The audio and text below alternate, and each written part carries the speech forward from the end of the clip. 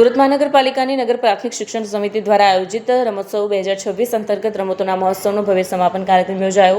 આ સમગ્ર રમોત્સવમાં લગભગ 1200 જેટલા વિદ્યાર્થીઓ વિજેતા બન્યા, જેમને પ્રોત્સાહન આપવા માટે સુરતના ઇન્ડોર સ્ટેડિયમ ખાતે ઇનામ વિતરણ સમારોહ યોજાયો। કાર્યક્રમમાં કેન્દ્રીય જળશક્તિ મંત્રી સી.આર. પાટીલ મુખ્ય અતિથિ તરીકે હાજર રહ્યા અને તેમના હસ્તે વિજેતા વિદ્યાર્થીઓને ઇનામો આપવામાં આવ્યા। આ પ્રસંગે સુરત મહાનગરપાલિકાના મેયર સહિત અનેક મહાનુભાવો ઉપસ્થિત રહ્યા। કાર્યક્રમ દરમિયાન જણાવવામાં આવ્યું હતું કે આવનાર સમયમાં ઓલિમ્પિક અને કોમનવેલ્થ ગેમ્સ ભારતમાં યોજાવાની શક્યતા છે। આ કાર્યક્રમ વિદ્યાર્થીઓમાં રમતગમત પ્રત્યે ઉત્સાહ વધારવા સાથે તેમના સર્વાંગી વિકાસ માટે મહત્વપૂર્ણ સાબિત થઈ રહ્યો છે। આ રીતે પોતાનું કામ કરે છે કે નહીં એના માટેની પણ સુપરવિઝનની વ્યવસ્થા એ ડીઓ અને શાસનાધિકારી એ સ્કૂલોમાં કરતા હોય છે અને શિક્ષણ સમિતિના સૌ સદસ્યો એમને માર્ગદર્શન કરીને એમને આગળ વધારતા હોય છે। શિક્ષણ સમિતિના સદસ્યોના માર્ગદર્શનથી જે અનેક સુધારાઓ આપણને જોવા મળ્યા, બાળકોમાં જે ઉત્સાહ જોવા મળ્યો, બાળકો જે રીતે વિકાસ પામે છે એ આપણને જોવા મળ્યો, એનાથી ખરેખર એક આનંદની અનુભૂતિ થાય છે।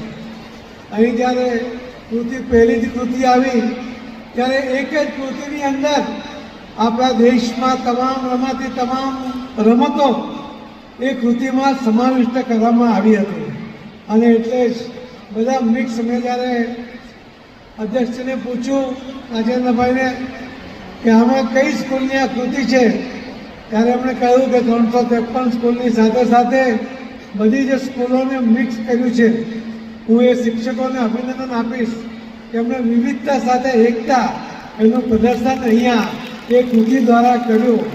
બીજી પણ કૃતિ જ્યારે દીકરી હોય પોતે જ્યારે તલવારની સાથે એ કૃતિ રજૂ કરી ત્યારે એમનામાં રહેલી હિંમત, તલવાર ઉઠાવવાની જરૂર પડે તો દેશના રક્ષા કાજે અમે પણ સક્ષમ છીએ એવી મજબૂત માનસિકતા કેળવીને તલવારબાજી કરવાની તૈયારી સાથે એમણે જે અહીંયા કૃતિ રજૂ કરી છે એ દીકરીઓને પણ હું ખૂબ ખૂબ અભિનંદન આપું છું।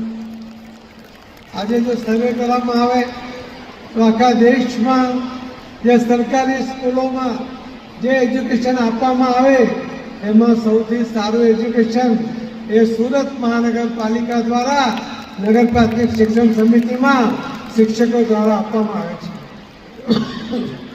શિક્ષકો કાળજી લે છે, બાળકોની માવજત કરે છે અને એના કારણે આ સારા પરિણામ આજે જોવા મળે છે।